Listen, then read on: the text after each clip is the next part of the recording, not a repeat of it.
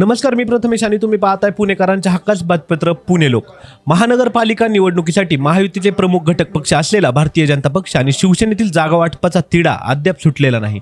शिवसेनेने सुमारे 110हून अधिक ठिकाणी एबी फॉर्म दिले आहेत, त्यामुळे अनेक ठिकाणी दोन्ही उमेदवार समोरासमोर आहेत। त्यामुळेच मुख्यमंत्री देवेंद्र फडणवीस व उपमुख्यमंत्री एकनाथ शिंदे यांच्यात आज म्हणजेच गुरुवारी मुंबईत होणाऱ्या बैठकीकडे इच्छुकांचे लक्ष लागले आहे। महानगरपालिका निवडणुकीसाठी शिवसेना भाजप महायुती झाली आहे, मात्र अर्ज दाखल करण्याच्या शेवटच्या काही तासापर्यंत जागा वाटपाचा तिढा सुटला नव्हता।